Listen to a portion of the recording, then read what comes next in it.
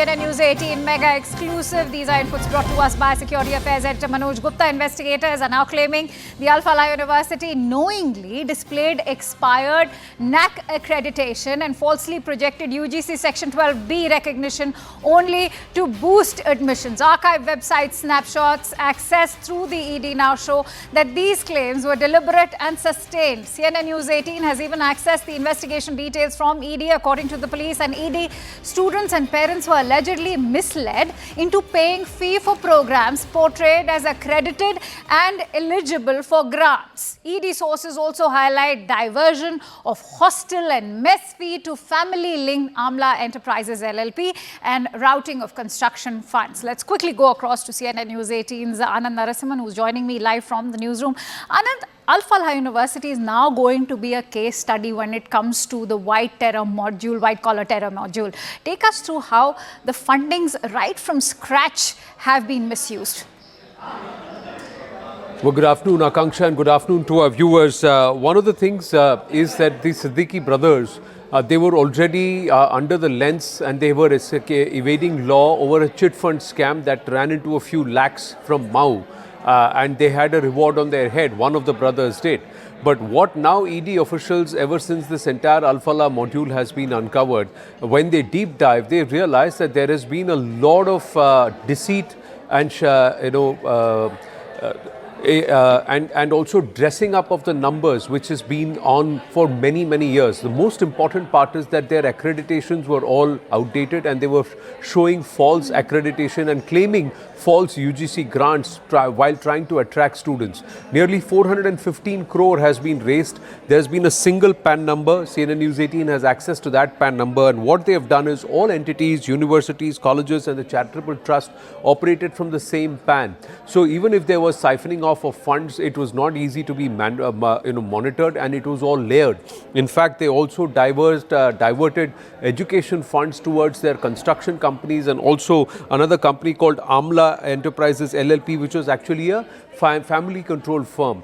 Now, what the ED officials are telling CNN News 18 and also via Manoj Kumar Gupta is the fact that this is a classic money laundering operation of whitewashing money, of trying to round trip money.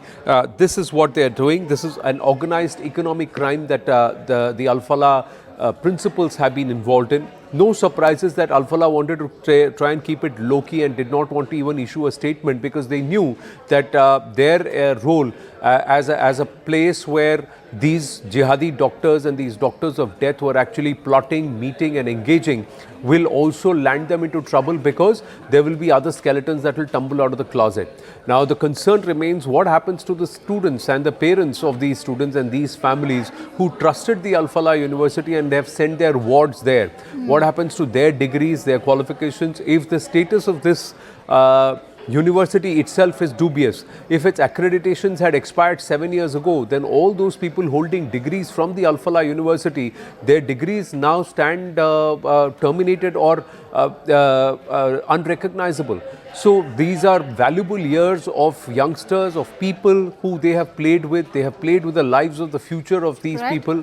And this means that there could be another social issue that will snowball out of the Al-Falah University, investigations. But more importantly, this entire round tripping also then leads the investigators to believe that somebody who's engaged in organized crime, organized economic crime, could they also have a soft corner for certain elements who are acting against the interest of society? So, Anand, when we talk about the overall funding of this entire terror module, the doctors also had sort of assimilated a pool of money. But when we talk about this kind of bogus funding behind Al-Falah University, whether it is through the false flagging of the UGC recognition or that fake NAAC accreditation or the expired one rather, are we also looking at a possible routing of funds through the way this money had been gathered, which could also possibly have been responsible for the Red Fort terror blast?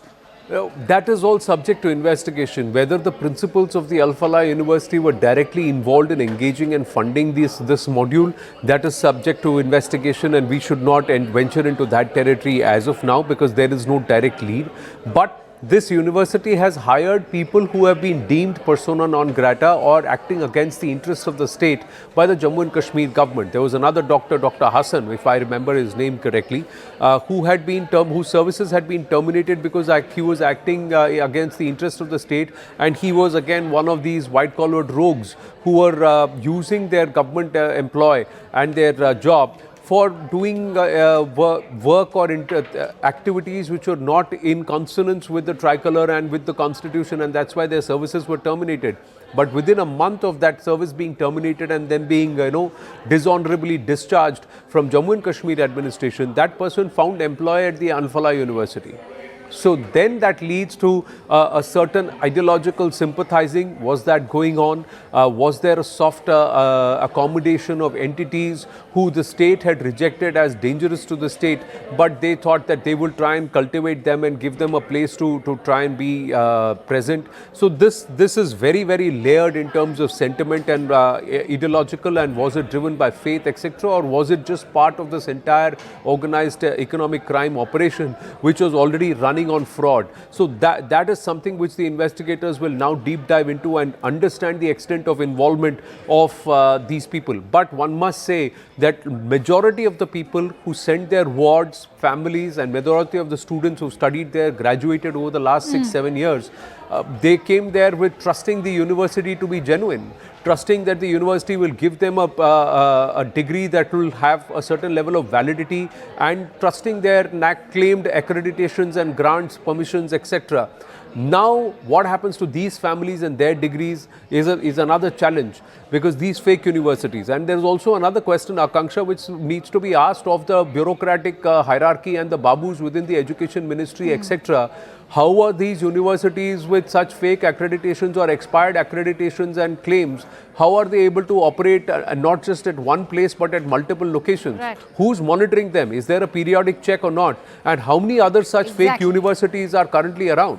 These are all big questions. Absolutely. Al-Falah is perhaps just one of them.